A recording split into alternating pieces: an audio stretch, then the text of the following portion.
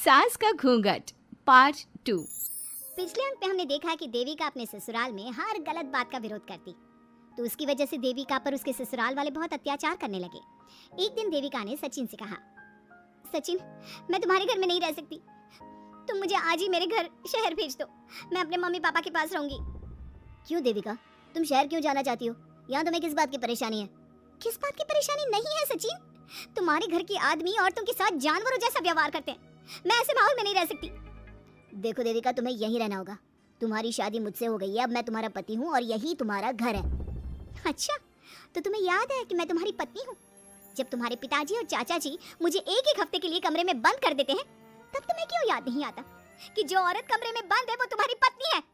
जब तुम्हारे जीजाजी और भाई मुझसे बदतमीजी से बात करते हैं, मुझे खाने के लिए कुछ नहीं देते, तब भी तुम्हें याद नहीं आता कि मैं तुम्हारी पत्नी हूँ? देखो देविका, तुम बेकार की बातें मत करो, तुम यहाँ ढंग से रहोगी, सबकी बात मानोगी तो कोई तुम्हें कुछ नहीं कहेगा। इस तरह जानवर की तरह रहना, ढंग से रहना है तो सॉरी सचिन, मैं नहीं रह सकती, मैं आज ही अपने घर जाऊंगी। ये बोलकर देविका अपना सामान पैक कर लेती है और घर से जाने लगती है। सचिन भी उसके पीछे पीछे चलता है और उसे समझाने की कोशिश करता है। जब ये सब जोगिंदर ने देखा तो बोल पड़ा, बहू, यह सब क्या हो रहा है? कहाँ जा रही हो? सचिन, बताओ अपने पिताजी को कि कहाँ जा रही हूँ मैं। तुम्हें शर्म नहीं आती अपने पति का नाम लेते हुए? मैं अपने पति का नाम ले रही हूँ, इसमें आपको क्या परेशानी है? आपका नाम तो नहीं ले रही हूँ ना? देविका, ये किस तरह से बात कर रही हो तुम पिताजी से? जिस तरह से करनी चाहिए उस तरह से कर रही हूँ बात। इससे अच्छी तरह से मैं तुम्हारे घर के किसी भी आदमी से बात नहीं कर सकती। तीनों की बात सुनकर घर के बाकी लोग भी वहां आ जाते हैं। तभी जोगिंदर कहता है, हमारे घर की औरतें अपने मर्दों का नाम नहीं लेती। तुम्हारे शहर में होता होगा, लेकिन हमारे यहाँ पर ऐसा कुछ नहीं होता।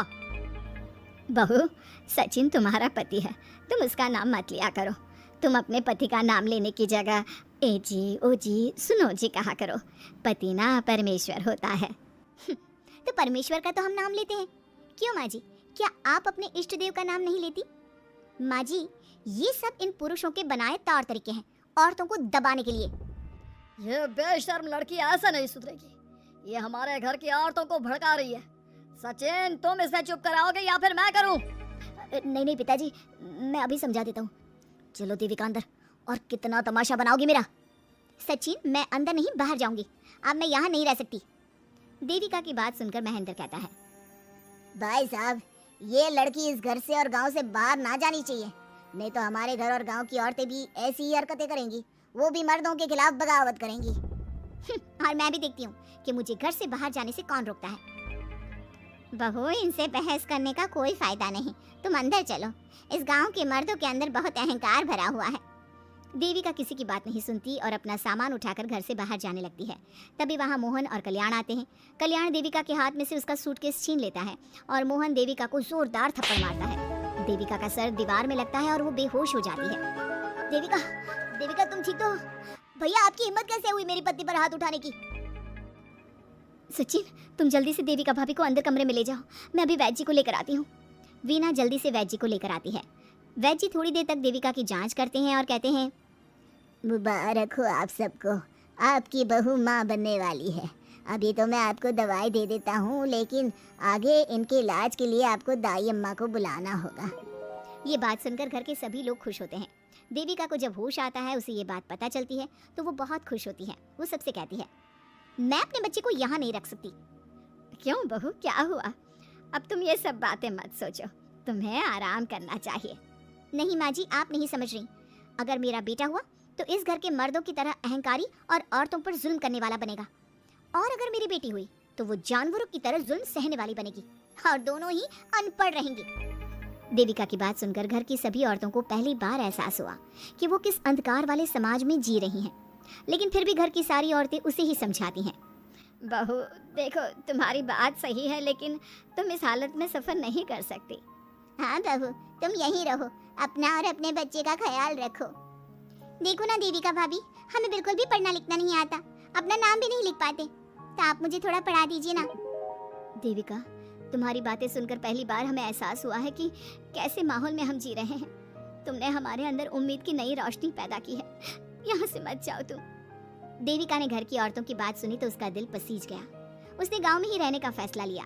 वो अपने घर की औरतों को रोज पढ़ाती, उन्हें अपने अधिकारों के बारे में, देश के बारे में बताती। इसी तरह कई दिन बीत गए और एक दिन सुजाता ने सचिन से कहा, सचिन, देविका की तबीयत ठीक नहीं, तुम जल्दी जाकर दाई अम्मा को बुला लाओ ना।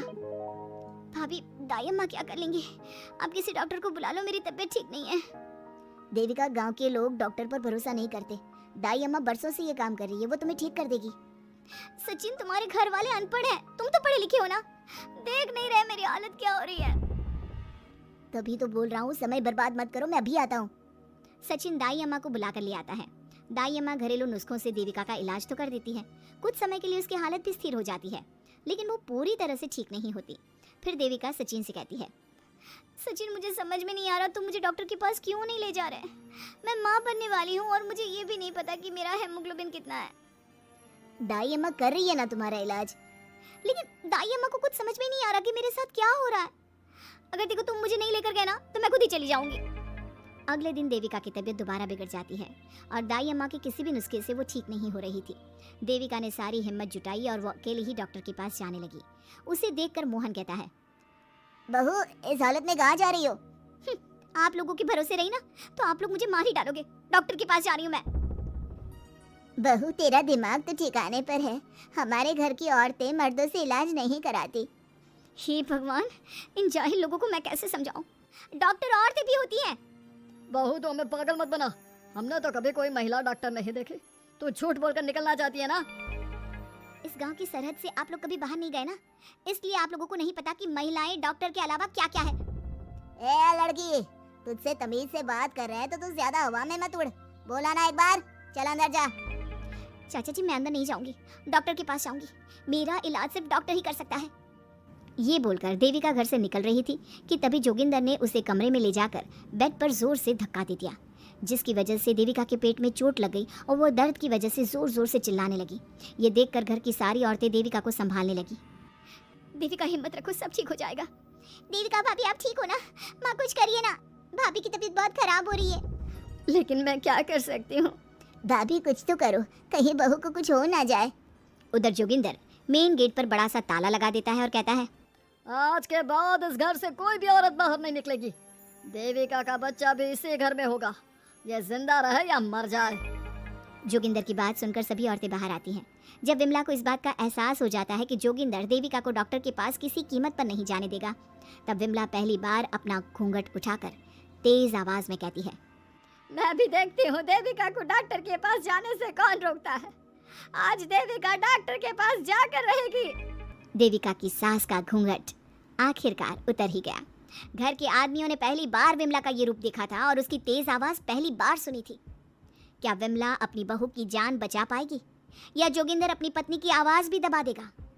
ये जानने के लिए हमारे अगले एपिसोड का इंतजार कीजिए और हमें कमेंट में ये भी बताइए बताइए कि घर की औरतों को आगे क्या कदम उठाना चाहिए।